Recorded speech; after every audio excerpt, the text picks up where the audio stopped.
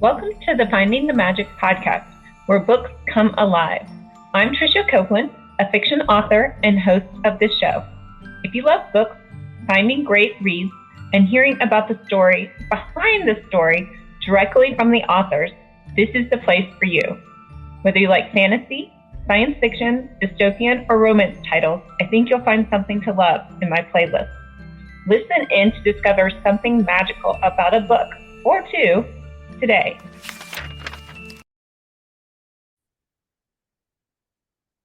Hi, Sarah. Hi, Trisha. So How's should it I call you? going? It's going great. Welcome to Finding the Magic podcast. I'm excited to have you here today.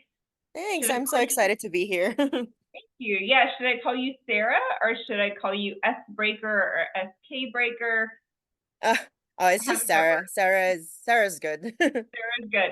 And I did see you like as S Breaker and SK Breaker. Can you clear that up for me just a little bit? Uh, so I'm kind of, I mean, we you might ask me this later, like what genres I write. I kind of write all of the genres. I'm a sort of a genre scatterbrain, but I didn't want to make all of my genres all mixed together or too different from each other. So I kind of keep all the last name to be Breaker, and then I change the first letters depending on what genre I'm writing. Oh, So okay. like S Breaker is sci-fi, SR Breaker is fantasy.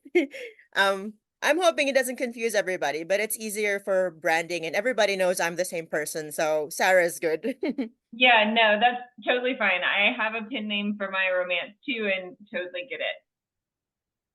So let's jump in. Yeah. Do Yeah. you want to talk about where you started your author journey and with what books first? Or do you want to start with something more recent and work backwards?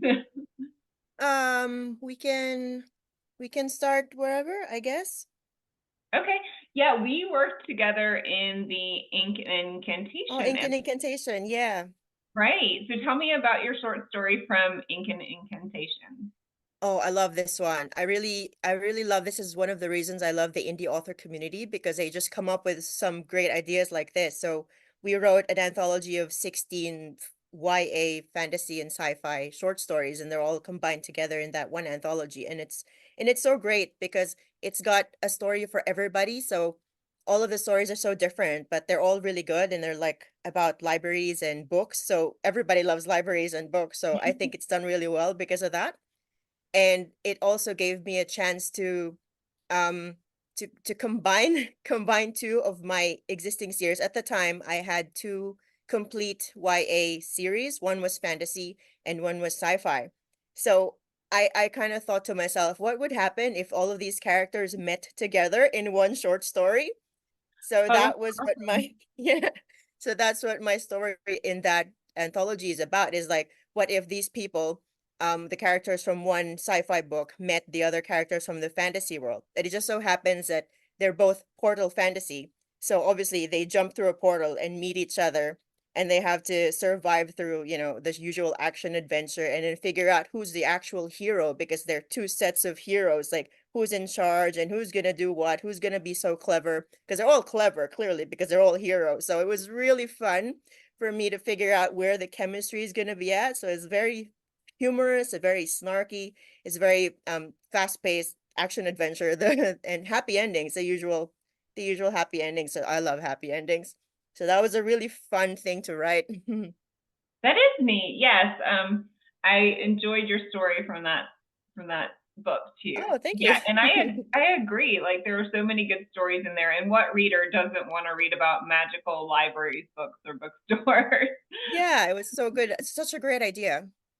I feel like anthologies really challenge me to do something sort of outside my box too, because I tend to kind of live in my own brain and kind of go with what's worked for me before. So anthologies will get me out of that rut a little bit and help me be a little more creative. Yeah, I think that was kind of what I was like, I could do anything. So I figured I always like crossovers, and I sort of wanted each set of readers for each genre to kind of have a peek into the other genre. So I thought, oh, that's interesting. I could do that. That's a really smart idea. I wouldn't have thought of doing that.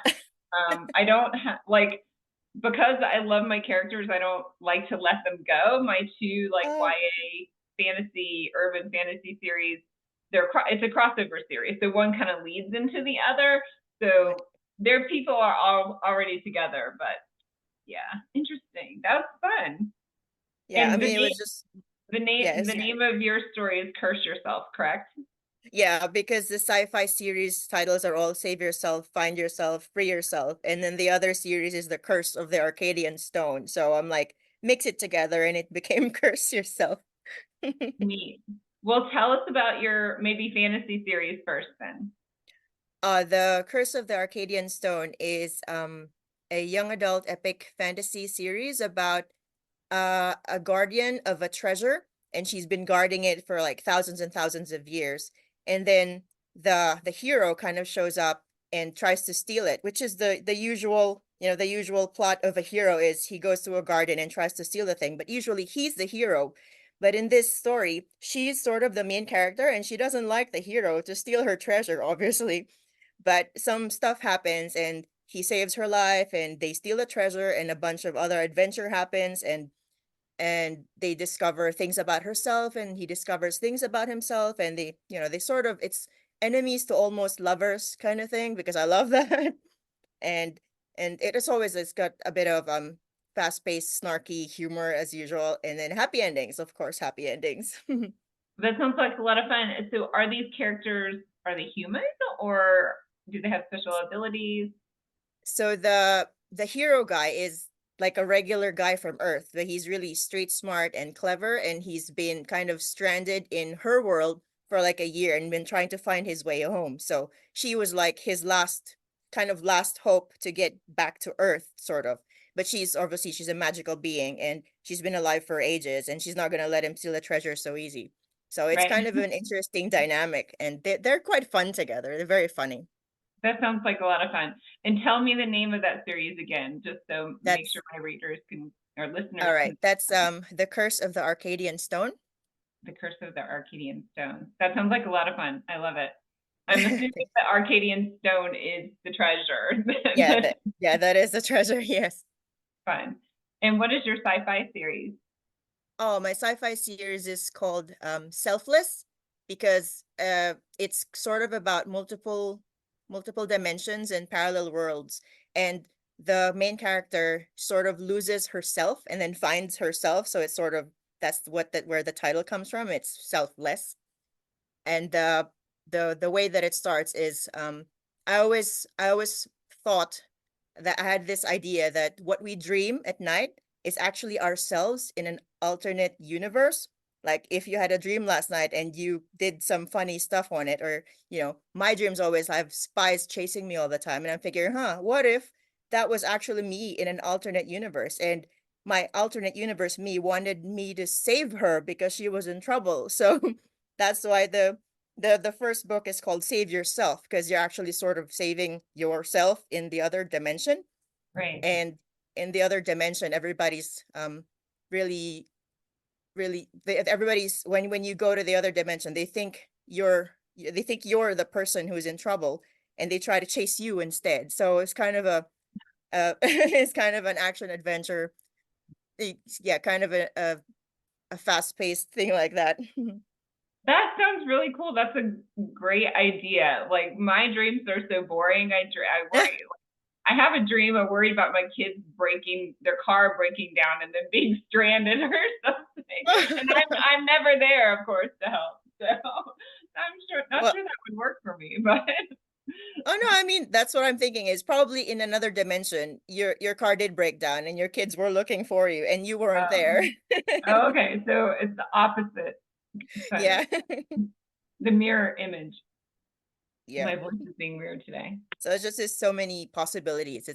I think it was really cool to think about. So That is really yeah, cool that to was, think about. And are both of those finished series, or are you still working on them?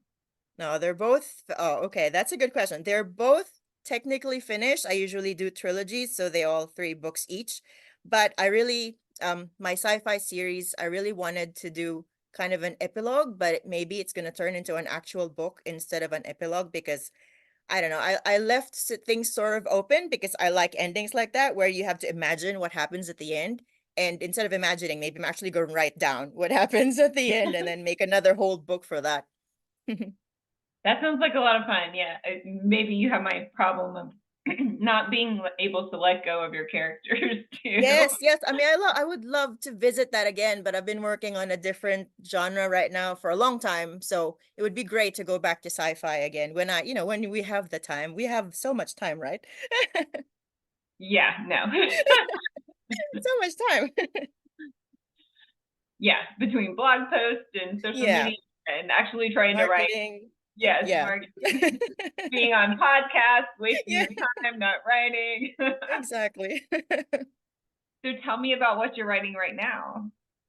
Oh, I love what I'm writing about now. I love dragons. I mean, who doesn't love dragons? So the current series I'm writing is a fantasy romance that has dragon shifters. Um, so the latest book is called Reign of the Dragon Heir, like Heir, Heir. He's like the heir of the of the dragons.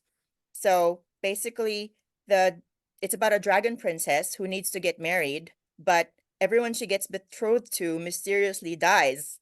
So they have to hire a fae, it's a fae and dragon. So they have to hire a rogue fae warrior. Of course, he's hot. And he has to pretend to marry her to figure out who's trying to kill everybody. So it's like one reviewer said it was like a murder mystery, but it's fantasy romance, it's slow burn, it's forbidden romance, it's enemies to lovers, it's everything I love about the fantasy romance and dragons. So it's like it's really, really cool. I mean, it's cool for me, but I mean, it's always cool for me. No, yeah, Fae and dragon too. So is the princess a Fae princess then too, or The is she the a princess dragon? is the dragon. The princess Okay. is the dragon princess, and the male is the Fey warrior. So he's kind of exiled. He's down on his luck and is trying to redeem himself. And he thought he in some desert marketplace, he thought he was saving her, but actually he's just getting in her way, and she's trying to do something else, and he just got in her way anyway. It's also a snarky offbeat humor. I love snarky banter so much. It's so awesome. Well, yeah, I'm seeing that as a running theme in your book, so we're gonna have a lot of fun reading them. I hope so. And what book are you in that series right now? That's the latest book. So that's the second book from that series. There's gonna be a third book, but I haven't started writing it yet. Again, I do usually do trilogies. So there's gonna be a third book. I haven't started writing that yet. Fun. And you've talked a little bit about, well, where the idea for your sci-fi series came from. Where do you get inspiration or ideas for your other books? Um, where? So I mean I read a lot and I watch a lot of TVs and movies, and honestly all the ideas just come to me every day, and I it's a compulsion. I have to write it down because it's just my imagination is just super vivid. This is another reason why I can't like write horror, because I would just freak myself out because it's too my imagination's too vivid. So I mean, I was just walking down the street and I see some people and I'm like, oh, maybe this happens to them, and I imagine a whole story and I have to write it down. And yeah, that's just where all my ideas come from. It's just every day, really. Very cool. And how did you get started as an author? Did you always write? Oh, so I've always wanted to be a writer. I've been writing since I was 8. I think I remember sitting outside the school library and writing in my little notebook when I was 8 years old. And then, I mean, I did other things. I had a career, office job for a while, and then I thought Amazon started the self-publishing thing about 10 years ago, and it looked super fun and it looked super easy. It's not easy, but but it's still super fun. And I really like being independently published because I control what I write. I control how I do all of my stuff. And it's just basically the freedom to do what I've always loved all my life. It's great. Neat. And did you study writing or English in school or no? No, I studied computer science. I So find it's that a lot of computer science people are very creative though too. So I think programming in and of itself is a little bit creative in my mind because you have to figure out how to make the program work, right? yeah. It's pretty much sort of writing as well. Writing code and writing stories is you figure out what happens next and you go through, I guess, possibilities like flowchart. So it's sort of similar, I guess, when you put it that way. You're right. Right, yeah, because I was in science, or I'm still kind of in science adjacent, but I realized what I liked most about the researching progress or process is figuring out how to figure out the answer, not so much getting the answer, but how to design the experiment or how to ask the right question to get to where I needed to be, right? So that was kind of an aha moment for like, why do I have this like super techie, geeky side of me, but then also this like creative side of me that writes fantasy books? That's a great point because it's really when you're writing, it's really not to finish the book, it's to experience the story yourself and to figure out what's going to happen and think about all the possibilities that could happen and then just, incidentally write it down. But yeah, it's about figuring stuff out.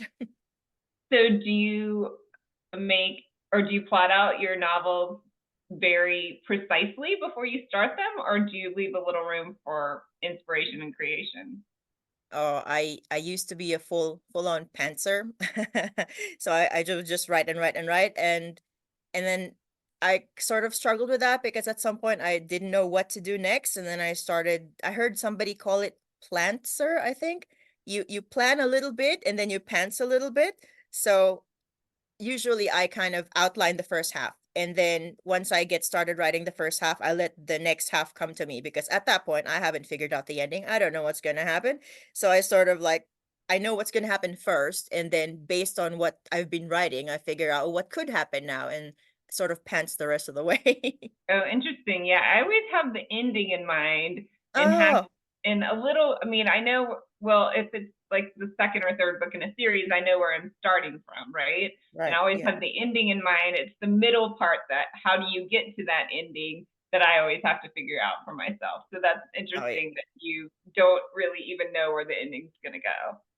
Oh, I kind of like to be surprised because if I already know where the ending is, sometimes I don't want to write it. Because it gets boring. I'm like, if I already know what's going to happen, then why do I need to go there?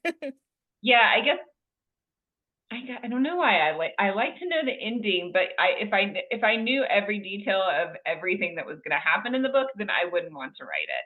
Yes, exactly. Right, because I get bored. Like if I'm just like to me, that's just like copying somebody's Yeah, notes, right? Like it's just why noting would I down want? things that happen. Right, Boring. yeah, right. And I don't think I'd be as good of a writer because I kind of see it in my head like a movie. I don't know Hmm. Oh how you yeah, me too. envision what you're writing, but Yeah. Yeah, I kind of it's very difficult to translate what you see in your head to a piece of paper, but I also see books as like movies. I mean, I mean, I think a lot of people, authors do this as well as they make playlists and soundtracks and they're going through your head while you're writing and you know what mu music comes along with what scene. It's super fun. fun. So how are your books written? Do you write them in first person or third person, or are they all different? They're all kind of different. I think I started using first person like way long ago before I knew what third person was. And then people are saying, "Oh, I think third person needs to be the point of view now." And then I shifted everything to third person.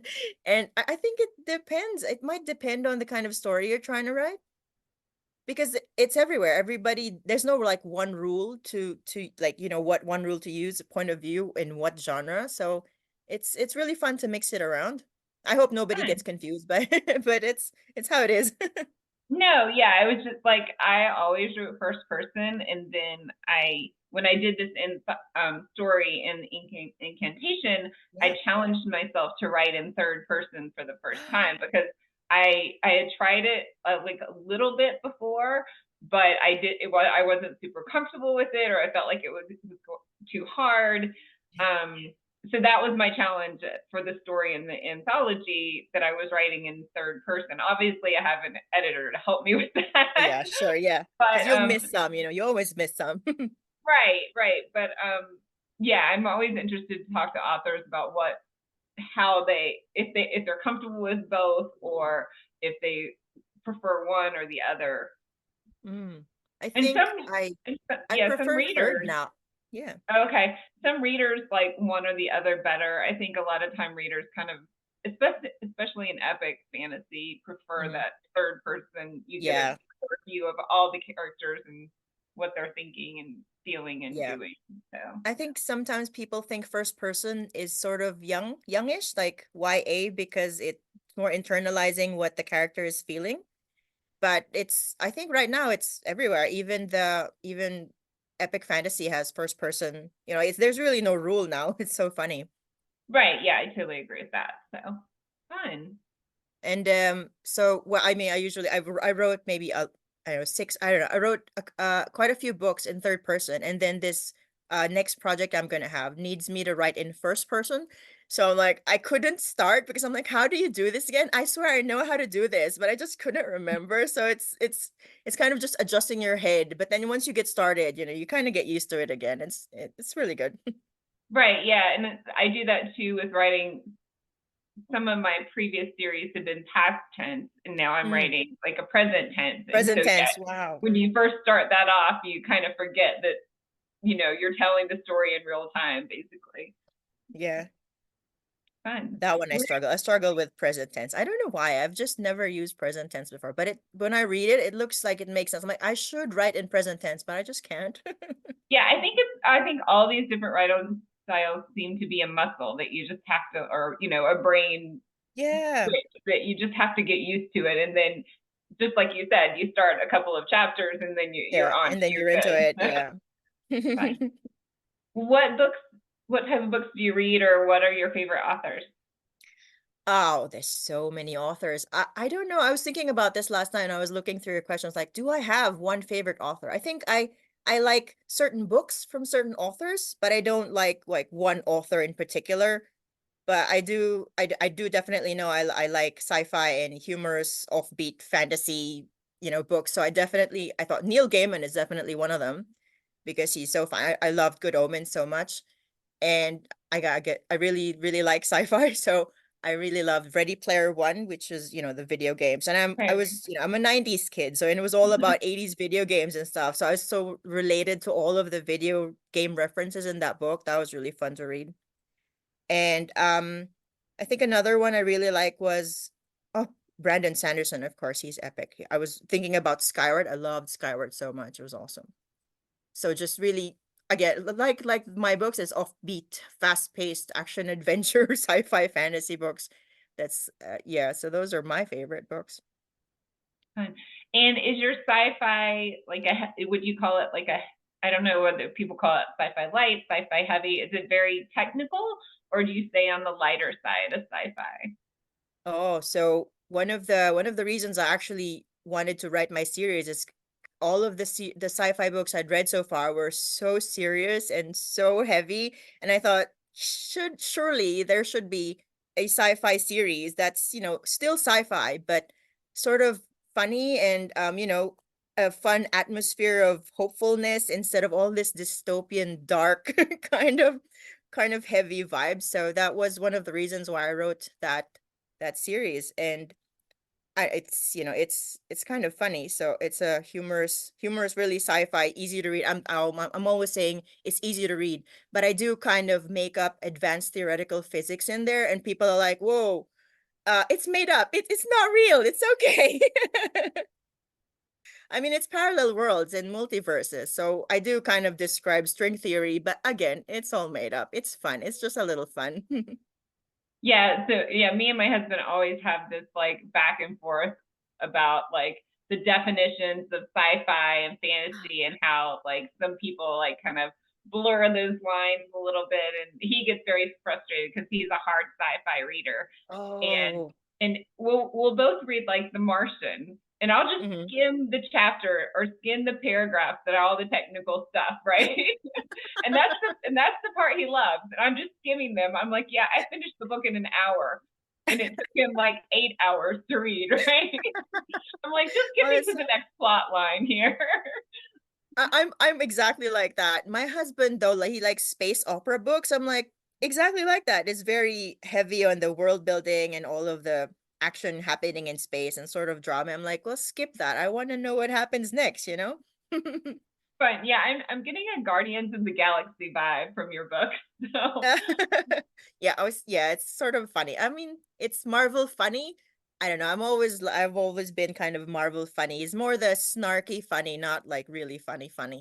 I guess it's also because that's the humor here in New Zealand. I live in New Zealand. All the humor here is sort of like dry, offbeat. It's just my kind of humor. I like it. It's very fun for me. fun. Yeah, I was trying to pick up on your accent. I wasn't sure if it was British and that's Oh, probably gonna make you angry or something. That was the wrong thing to say, but I don't know. I watched a lot of American TV, so my accent kind of picked up American accents from yeah, it's TV. not very heavy at all. So, No, well, it's not. I was born in the southern part of the United States, and nobody would ever guess that usually. Same. Yeah, you can't tell. This is super fun. So, what is next for you? What's next for me? Okay. So like I mentioned, I'm working on that next project, which is actually a new adult fairy tale retelling multi-author series. But I wasn't sure because like this is it's not low steam, so I'm not gonna talk much about that. It's not low steam. And but then the next thing after that is the third book in the Dragons series that I'm working on. It's the Dragons of Arcadia. It's book number 3. I haven't started, so but that's what I'm gonna be working on next. And it's gonna be really fun because it's gonna kind of touch on the Curse of the Arcadian Stone again. Again, I love my crossovers. All of my books kind of run into each other, so it's kind of gonna touch into that world because it's set in the same world. It's just a different time frame. So that's sort of where that's gonna be leaning to. I'm super excited. Oh, neat. That does sound like a lot of fun. Tell everyone where we can find you and your different pen names so we can make sure and have them all straight. All right. So because I have so many different pen names, I just my website is breakerworlds.com. So that's got all of my pen names. I think I have 5 at the moment. I don't want to bore anybody. I have 5 pen names. So it's breakerworlds.com. And I'm also on Instagram and TikTok, Facebook, and all of the social media, all the usual social media places as S Breaker. Yeah, I think we can put the links in the Yep. somewhere, I guess. Yeah, but Yeah, we'll have definitely all the links. yeah, breakerworlds.com is the one URL and everything's there, so it'll be easier to find. That's a great idea, Breaker Worlds. I love it. Thanks. Well, thank you so much for being here, Sarah. I really appreciate it. And we'll have, like you said, we'll have all the links for your books in the description on the podcast. Great. Thank you so much for having me. This was really fun. Thank you. Bye, Sarah. Bye. I hope you enjoyed this episode of the Finding the Magic podcast. I'm your host, author and podcaster Tricia Copeland, and I love getting behind the scenes. If you like the podcast, make sure to subscribe and stop in each week to discover new authors and books. Thanks for listening, and until next time, keep finding the magic.